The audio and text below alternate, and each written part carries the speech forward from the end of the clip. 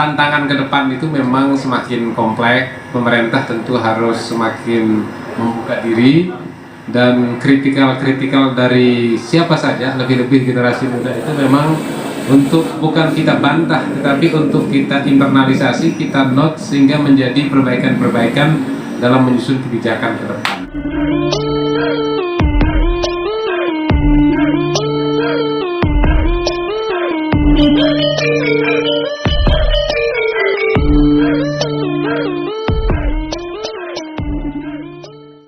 Ini diskusi luar biasa.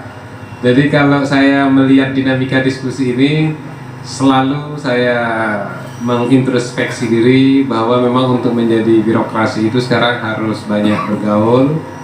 Tentu teman-teman sudah luar biasa. Birokrat tidak boleh menjadi kata dalam tempurung, karena memang kecepatan berpikirnya adik-adik ini kan sungguh luar biasa. Namun demikian, sebagai pemerintah ini kan mirip sebenarnya seperti Pak Polantas, mengatur lalu lintas kepentingan. Paradigma lingkungan berhadapan dengan paradigma ekonomi, paradigma sosial berhadapan juga dengan paradigma politik, kesehatan berhadapan dengan ekonomi. Ini COVID mengajarkan kita banyak hal. COVID, kalau kita fokus di sektor kesehatan, mati sektor ekonomi. Kita hanya memikirkan ekonomi, kesehatannya. Kita stay at home katanya, wah nanti angka angka kesehatannya, angka KB-nya juga tidak bisa dibendung katanya. Nah, inilah maksud saya, tantangan ke depan itu memang semakin kompleks. Pemerintah tentu harus semakin membuka diri, dan kritikal dari siapa saja, lebih-lebih generasi muda itu memang untuk bukan kita bantah, tetapi untuk kita internalisasi, kita note sehingga menjadi perbaikan-perbaikan dalam menyusun kebijakan ke depan.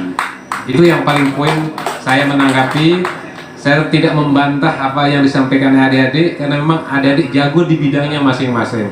Tadi Wendy dengan datanya, tidak bisa kita bantah kalau rekan-rekan ngomong dengan data. Tetapi saya sebagai koordinator OPD tentu melanjutkan diskusi ini ke teman-teman saya OPD yang lain. Silahkan rekan-rekan membuka diri, bergaul, sehingga kebijakan itu semakin aspiratif. Yang terakhir ingin saya tanggapi adalah, selalu saja kita mengedepankan sekarang ini kata kolaborasi. Mengapa kita berkolaborasi? Memang kalau kita dalam konteks governance, kan penentunya bukan state saja, bukan pemerintah saja, tetapi itu juga ditentukan oleh bagaimana corporate, dunia usaha, maupun NGO, civil society dengan fungsi masing-masing. Keseimbangannya, levelnya mungkin yang kita naikkan.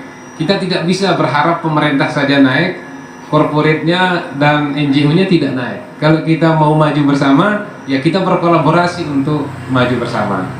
Terakhir dari Habib, apa untuk, saya pikir data bicara. PDRB yang 14,6 T itu penyumbang terbesarnya sektor pertanian, Pak.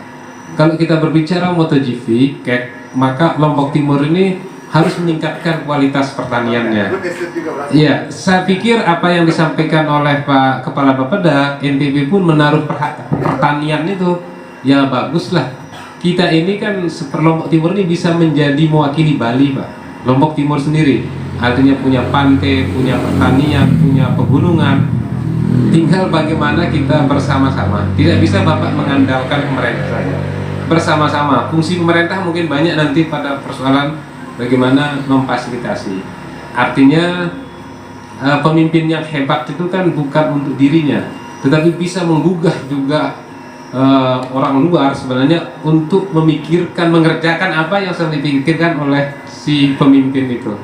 Yang penting kita perkenalkan ini potensi kita, tantangan kita ini, peluang-peluang untuk itu kita buka. Tetapi data mengatakan bahwa penyumbang PDRB terbesar di Lombok Timur ini masih sektor pertanian, 28,6%.